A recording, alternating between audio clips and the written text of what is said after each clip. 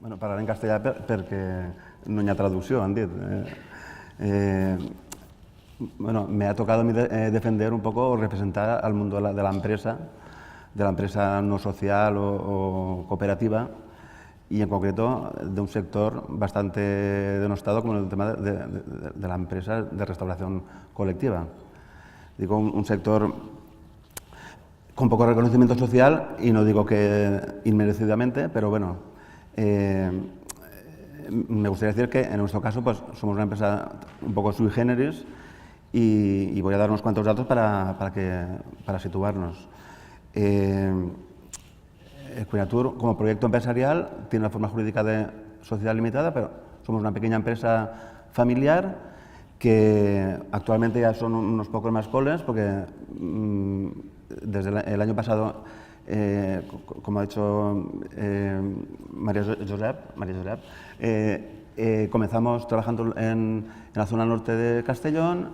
El año pasado entramos aquí a gestionar un colegio en Valencia, y a partir de aquí, pues bueno, ha habido como un descubrimiento mediático de nuestra empresa, y actualmente estamos gestionando casi 30 colegios de titularidad pública, que son cerca de 5.000 menús diarios. Y no solo gestionamos el comedor escolar en cuanto a elaborar la comida, sino también nos encargamos del personal de monitoraje que se encarga de cuidar a los niños durante el periodo que están en el comedor. Esto, para una pequeña empresa como la nuestra, pues supone que ahora mismo tenemos contratados cerca de 300 personas. Quiero decirte que la fuerza económica y social del sector de la restauración colectiva pues es importante. Ya os digo, gestionamos 5.000 menús, pero el volumen de menús, el volumen de niños y niñas que comen diariamente en los comedores escolares en todo el Estado es de cerca de 775.000 menús. ¿Vale? Si hacemos una regla de 3, pues sale un montón de empleo que se genera en este sector. Somos una pequeña empresa, o sea, en nuestro sector, para hacer una idea, a nivel europeo, por ejemplo, del ranking de las 4 primeras empresas de restauración, 3 de ellas son empresas de restauración colectiva. O sea, que estamos también en la primera, el podium es McDonald's en cuanto a empresas de restauración, pero es que las 3 siguientes son empresas de restauración colectiva. O sea, que es un sector que está dominado por grandes empresas, pero aún así hay cabida para empresas como la nuestra. Y esto pues, se hace pues, diversificando, ofreciendo otro tipo de menús, otro tipo de servicio que estas grandes empresas no pueden ofrecer, y esto pues, bueno, pues tiene una repercusión social y económica pues, que a veces no se valora. O sea, también tenemos una función social y pedagógica importante. O sea, el tema de que muchos niños se quedan a comer en el colegio, pues es por tema de conciliación familiar. Y después, si miramos de las 8 horas que un niño está en el colegio, 5 horas son horas lectivas de profesorado, pero 3 horas están a cargo de personal de la empresa que gestiona el comedor. Luego, el potencial educativo pues, es también importante. Se ha hablado toda la mañana del tema, y aquí hace un momento también, del tema de la importancia del sector público, ¿no? de la voluntad política, para que se consiga realmente un cambio de paradigma del sistema alimentario. Estoy de acuerdo en el tema y de hecho voy a dar algún dato también que nos ha dado a lo largo del día, que es que en España la compra pública supone el 18,5% del PIB. ¿Vale? Dentro de este volumen de compra pública, por desgracia, la alimentación no se incluyó en lo que es el Plan Nacional de Contratación Pública Verde del año 2011.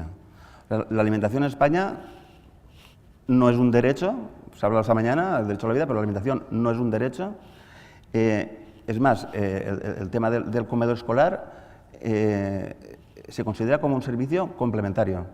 O sea, no se le reconoce ni tan siquiera un valor educacional o formativo dentro de la escuela. Es un servicio complementario, que la Administración en cualquier momento puede suprimir o...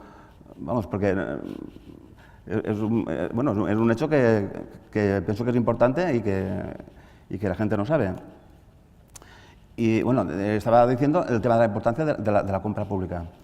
En España hay muy pocas iniciativas a nivel público en favor de la sostenibilidad de los comedores escolares. Entre otras cosas porque esto suele ser competencia autonómica. Los municipios solo tienen competencias en escuelas infantiles y hay muy poquitos casos de pliegos de contratación pública donde se incluyan cláusulas medioambientales o cláusulas sociales en favor de la sostenibilidad. Habitualmente se habla de requisitos nutricionales, pero que se suele limitar a una referencia a unas guías editadas por diferentes administraciones, en muchos casos yo me atrevo a decir que incluso obsoletas, que necesitan una revisión a fondo, pero son muy pocos los casos en que se incluye algún tipo de cláusula medioambiental o social.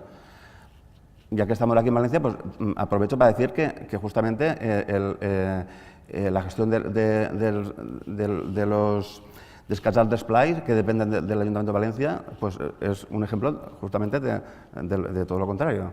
Pero son casos contados a nivel estatal.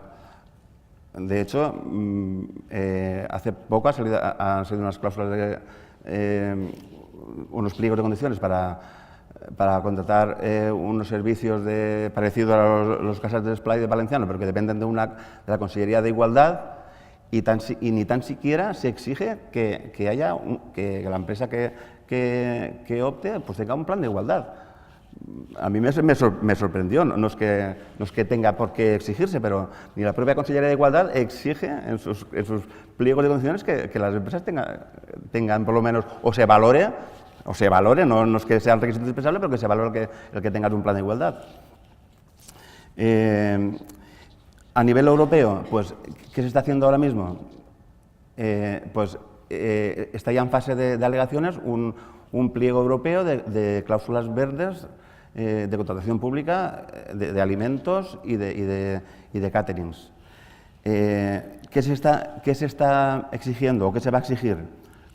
Que se va a proponer para que voluntariamente las administraciones incluyan este tipo de condicionado.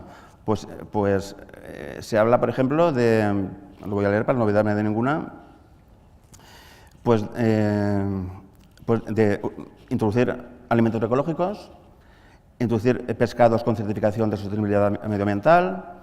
Se habla también de bienestar animal, en el caso de los huevos concretamente. Se habla de producto de comercio justo, se habla de promoción de la proteína vegetal, ¿vale?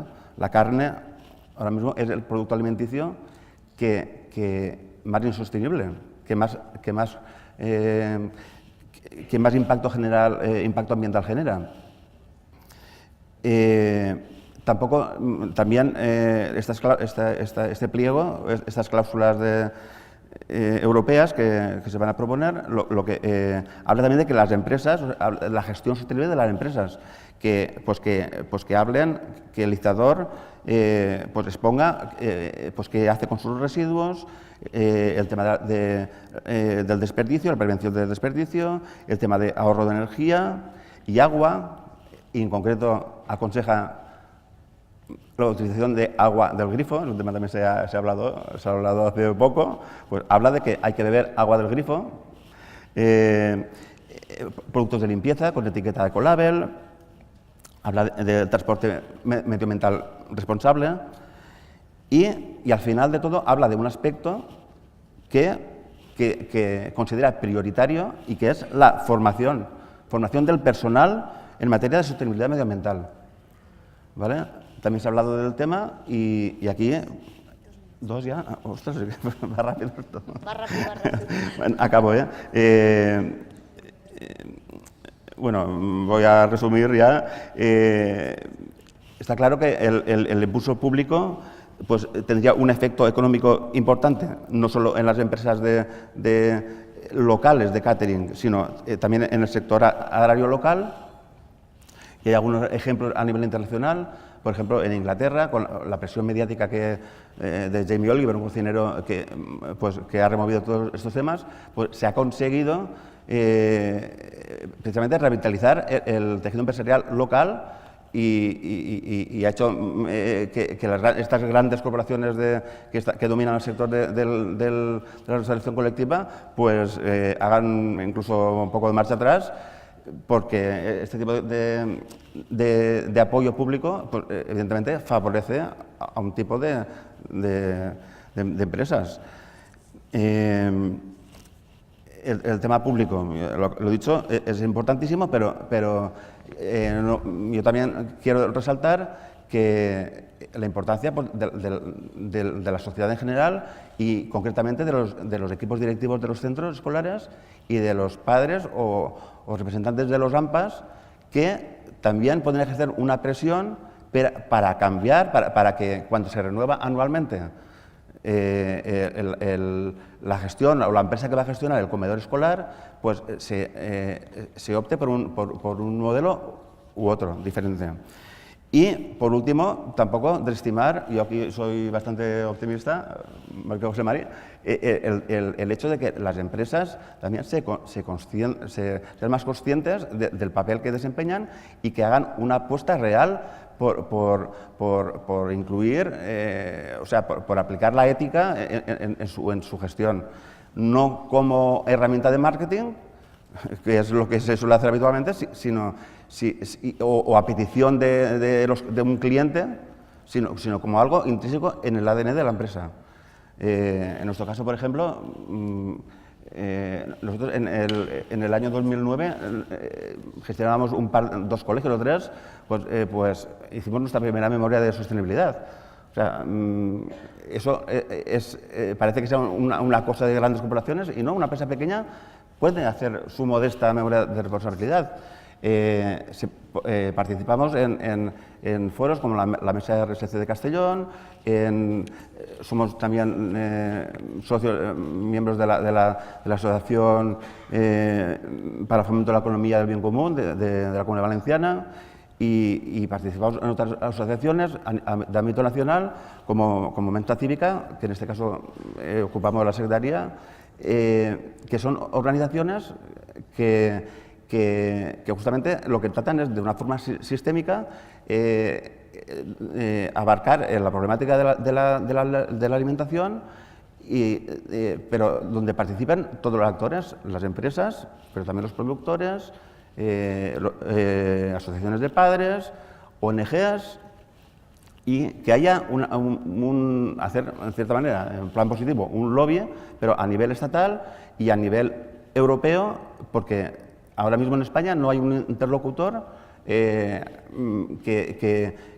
pueda defender justamente a este sector, ¿no?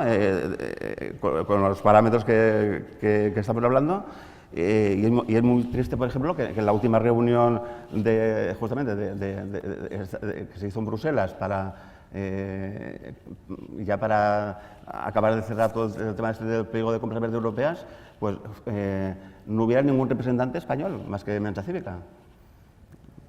Y eso, acabar con esta reflexión de que yo pienso que las empresas también pueden aportar y ser más conscientes del papel que deben desempeñar en este cambio.